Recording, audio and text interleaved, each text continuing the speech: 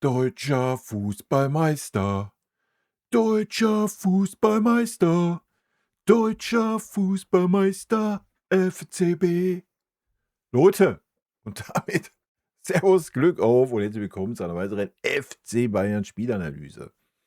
Leute, 30. Bundesliga-Spieltag, wie zu erwarten, Meisterschaft eingefahren, 4:2. Gefeier hält sich in Grenzen, wir haben noch ein paar Aufgaben. Haben wir ja gehört vom König nach dem Spiel. Gutes Zusammensitzen in der Spielerlounge.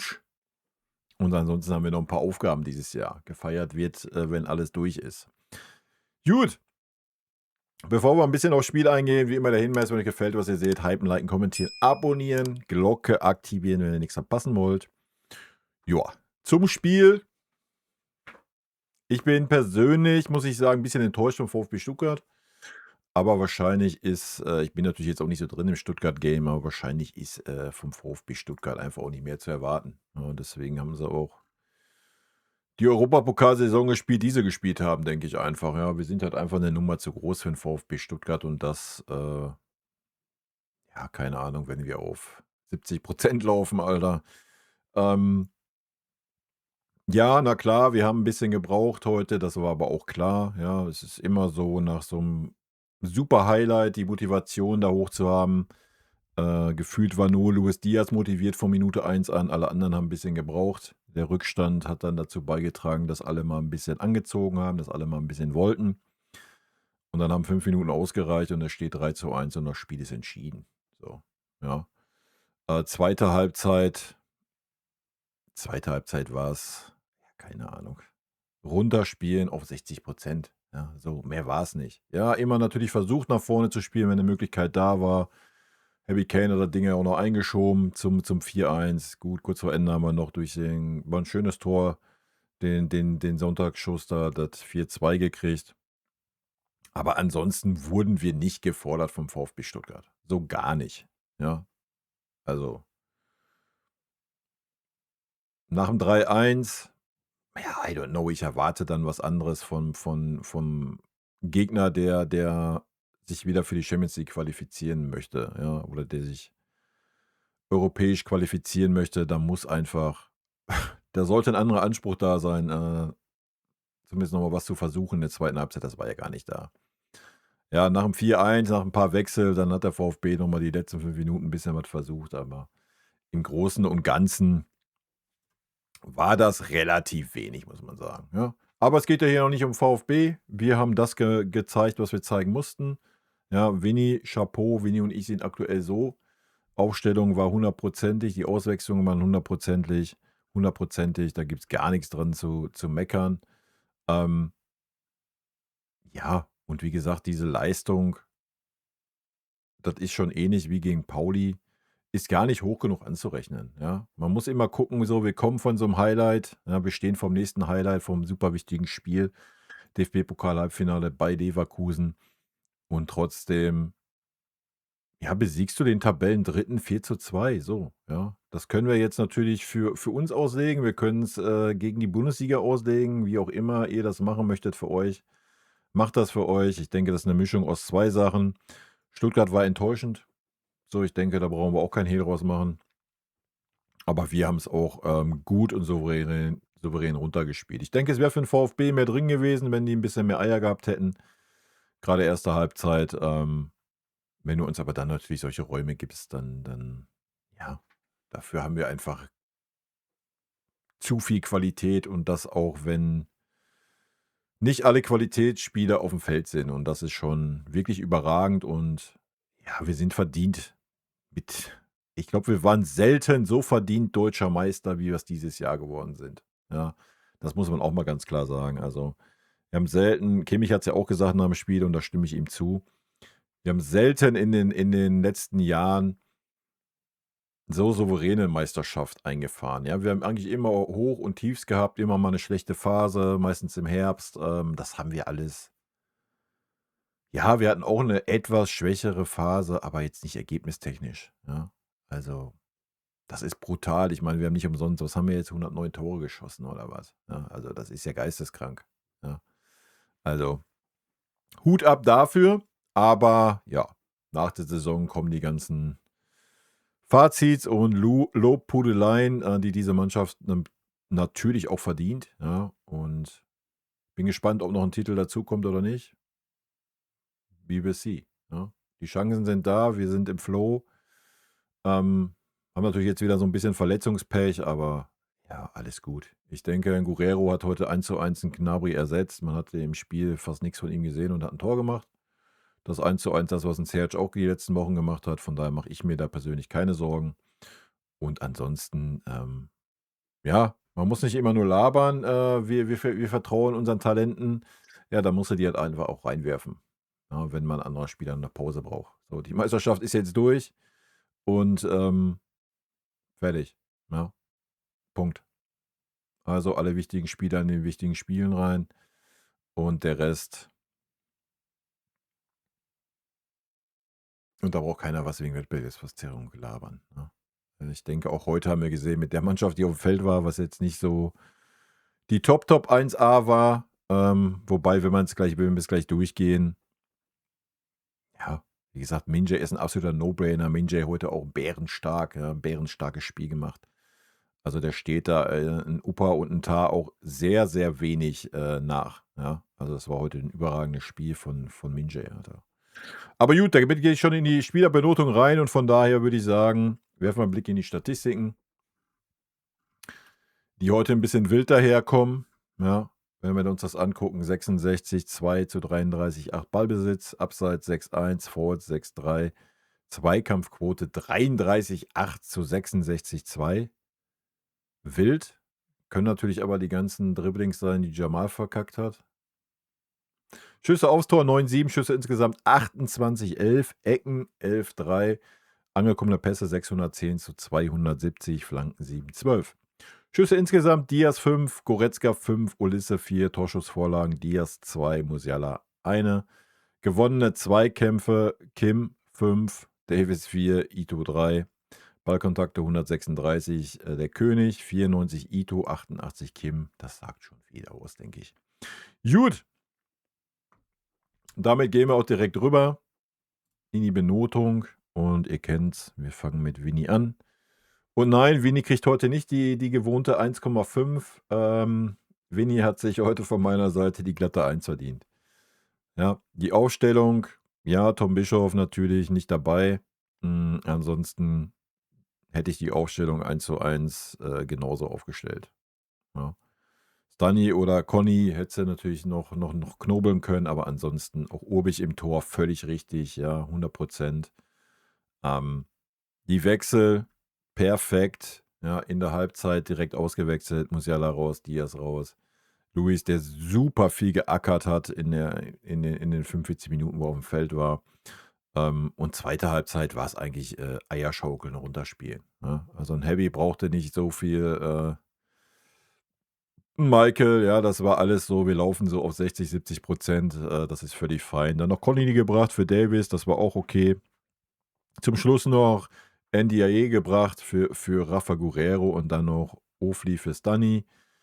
Ja, wäre vielleicht der einzigste Wechsel, wo man gesagt hätte, hättest 'n bisschen eher ziehen können, den Ofli für Stani.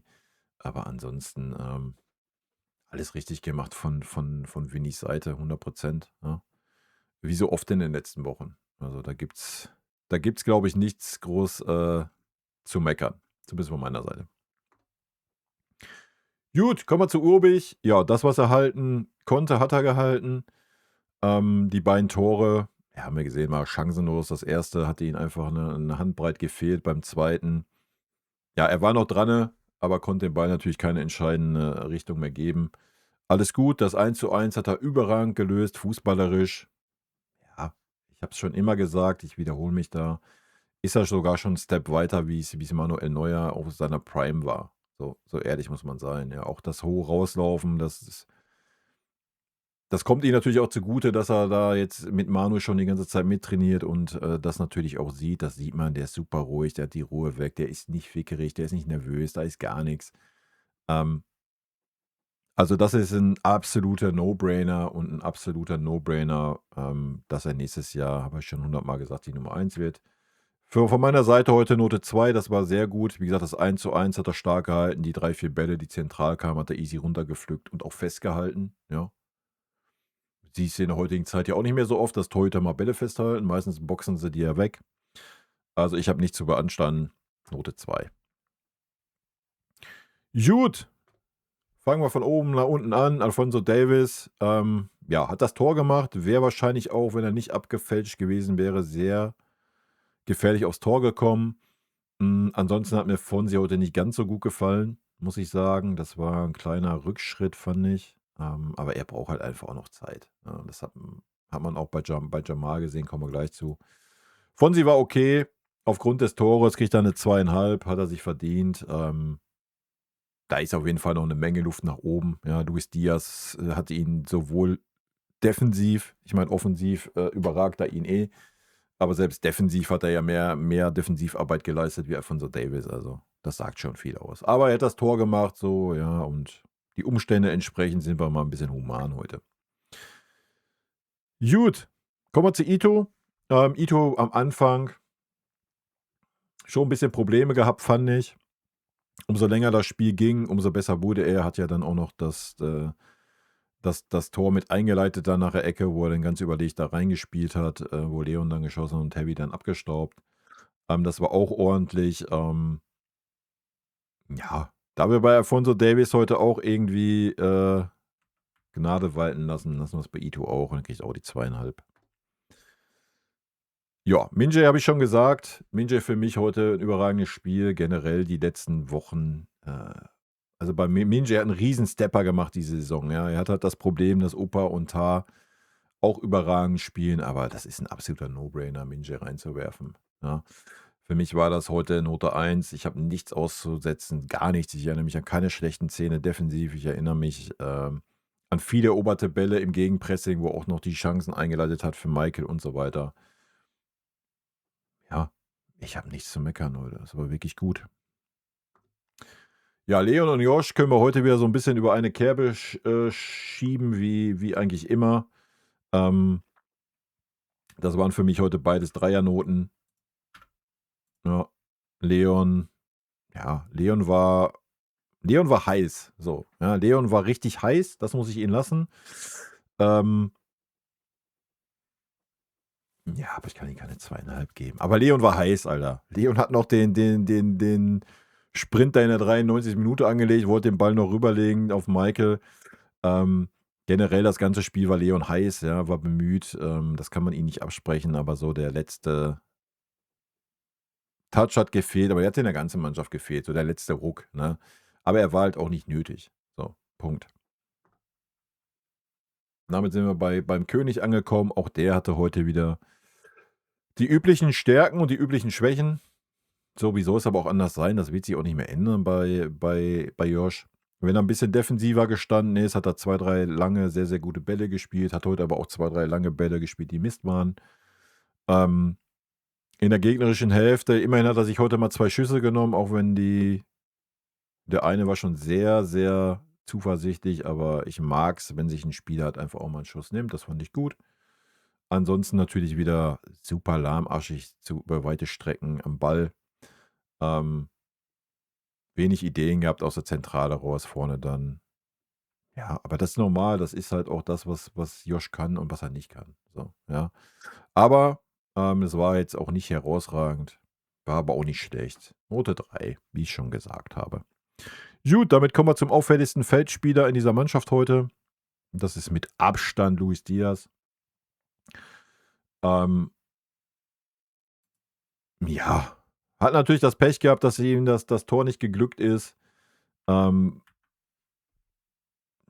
wir aber heute ein bisschen smoothiger drauf sind, kriegt er die glatte 1 von meiner Seite.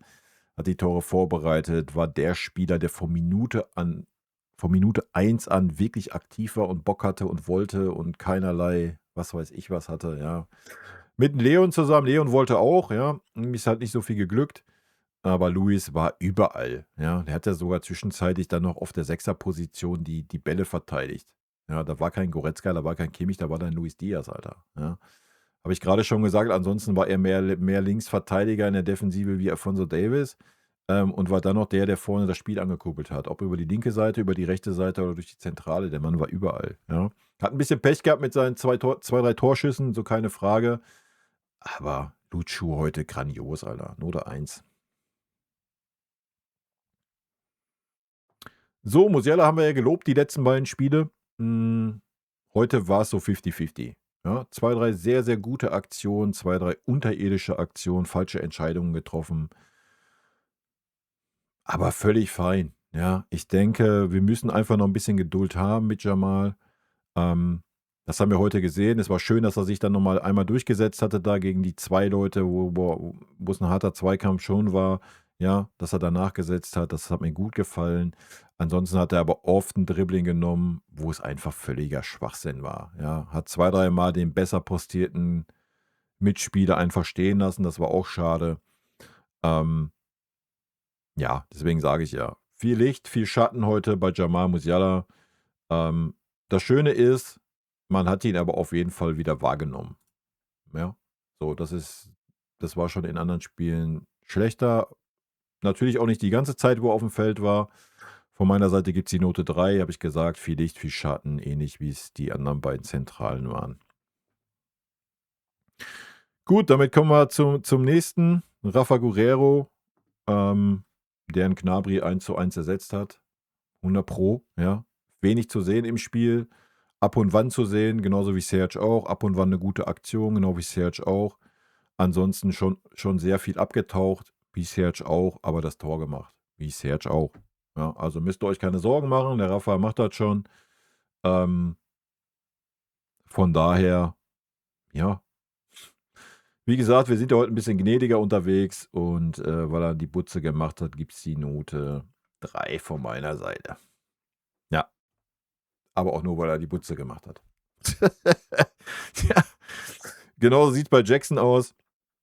Jackson sehr bemüht, ja, viel gelaufen, viel versucht, viel gemacht, aber auch da man hatte bis zum Tor so immer so das Gefühl so: „Ey, Alter, dem fehlt so der Killerinstinkt so." Ja, war 2, dreimal in 'ner guten Posi und so weiter. Ähm Ist natürlich auch die Erwartung vielleicht, aber die Erwartung kann man natürlich auch nicht erfüllen, wenn man da ich will ihn gar nicht mit Harry Kane vergleichen, das geht gar nicht, ja. Hat's ordentlich gemacht so, ja, hat aber auch weite Strecken gehabt, wirklich wieder weite Phasen, wo du ihn gar nicht wahrgenommen hast. Ähm, Weiß ich nicht, ich habe 'n Stunny vergessen, komme ich gleich zu.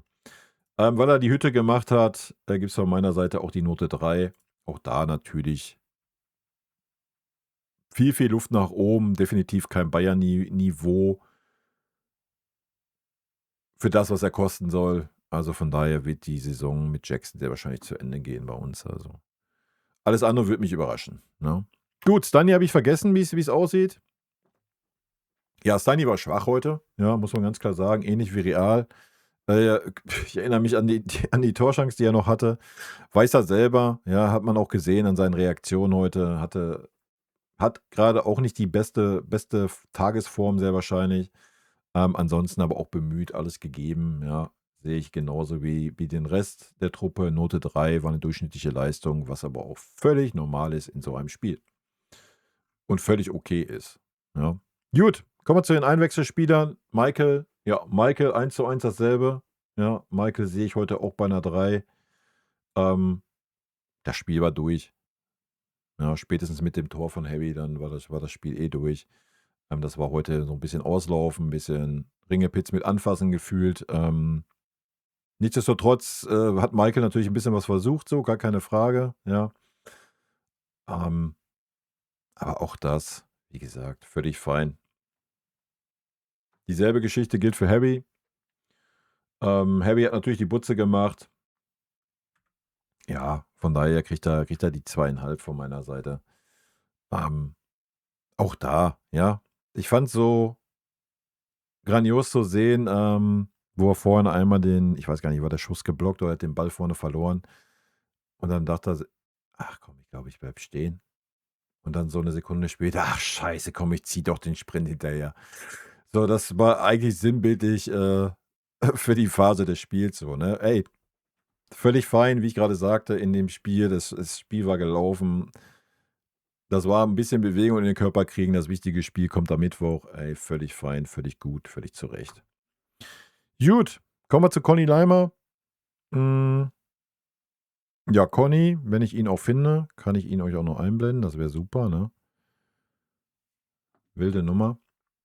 Ja, Conny sehe ich genauso. Für mich auch eine Note 3 heute, war auch Durchschnitt, kam rein, hat ein bisschen Feuer gemacht teilweise, dann auch wieder ein bisschen abgetaucht. Aber wie gesagt, das ist völlig fein. Das war die ganze Mannschaft und genauso muss es auch sein in so einem Spiel mit so einem Ergebnis vor den Wochen, die kommen. Ja, völlig okay.